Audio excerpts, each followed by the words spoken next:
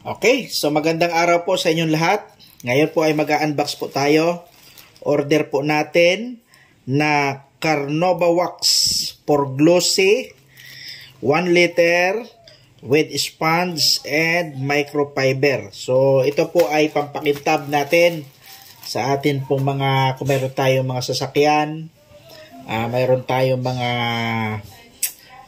sapatos, pwede rin gamitin. Pwede pampakintab. So, 1 liter po ito. Ang order po natin ay 2 items, kaya equivalent of 2 liters po ito. Sa halagang, magkano lang ito? Mura lang po ito nabili natin eh. Apo, 168. 168. So, wag na po natin patagalin. Buksan po natin. Tingnan po natin kung okay yung order po natin. Ayan. So, mukhang okay kasi may kasama pa po siyang towel, fiber. Ayan, microfiber towel. Talagang nilagyan. Nilagyan ng bubble wrap ng atin pong sealer. So, it means ay iningatan niya yung order po natin. Ano po? Pero tingnan po natin kung talagang walang leak. Ito na po siya, oh. Ito na po siya. Ayan, may kasama pang sponge. Ayan. 1 liter po ito. Ang cute ng lagay niya, o parang maliit na galon. Ayan po. Carnauba Wax. Hopefully ay okay itong order natin. Kasi nung nakaraan, nag-order po tayo, ay nadismaya po tayo. Kasi okay naman siya, nakakapakintab siya, pero ang problema niya, mabaho. Ano po? Mabaho po yung kanyang liquid, yung kanyang mixture. Ayan po, ito yung pangalawang order po natin. So, dalawa po yan, Dalawa po yan. At nakalagay po siya sa isang maliit na galon na, kwan po yan.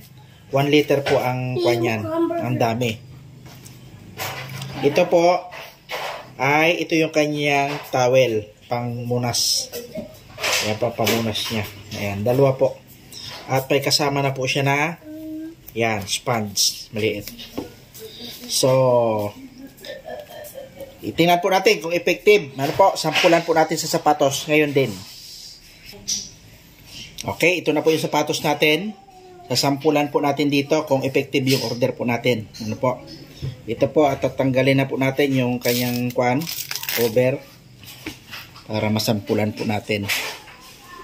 Basta tapat lang yung nagtitinda, yung seller natin, at maganda yung product nila, makakaulit po sila. Ganun lang naman po yun eh. Ayan. Mukhang mabango naman. Mabango itong kwan. Sana hindi magbago ang amoy nito. Mukhang mabango po yung kanyang mixture. Ano po? Ngayon, ilalagay ko na po dito. Ayan o. Ang mixture po niya ay malapot po. Ayan, napakalapot po nito. Parang kwan po siya. Ang texture niya ay parang lotion. Ganon po siya. Ayan.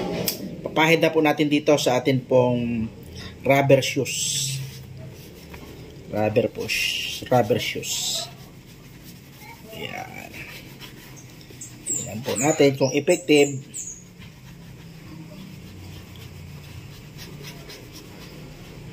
Tapos, kasi pagka ang pamunas natin itong sponge, yan ay hindi magandang pamunas yan. Kailangan ito ang gamitin natin.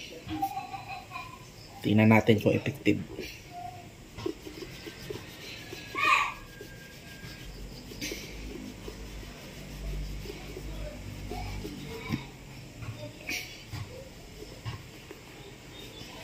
Mukhang hindi.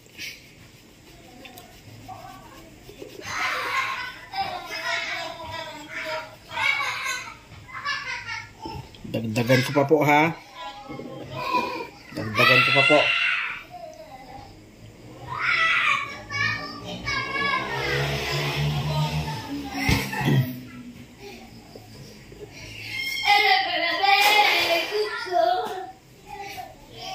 Yung nauna kong order, pero hindi dito sa store na to.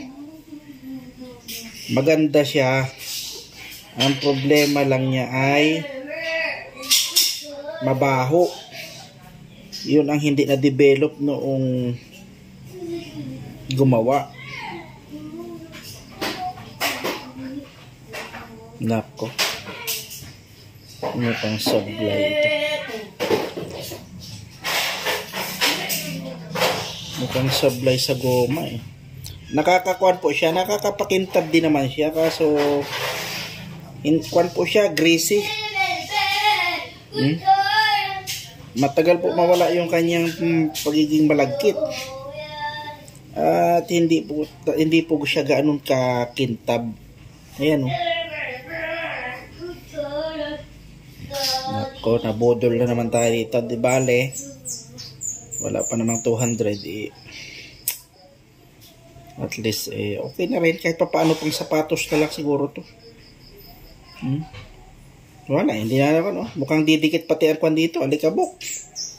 Kasi yung iba pagkapahid mo yan, kwan siya, dapat yan madulas na para yung alikabok hindi dumidikit. Ito parang kwan siya. Parang langis siya, malagkit pa rin. Hindi po tayo napabilib dito sa order po natin. Yun lang po yun. Hindi po tayo na-impress. Madami po siya. 1 liter po yan. 2 litro yan eh. Ang problema ay hindi po siya nakakapakintab ng maayos. Yun lamang po. At sana nakatulong sa inyo ito. Ayan, pag nakita nyo yan, ay alam nyo na kung anong gagawin nyo. Hindi siya effective. Sayang.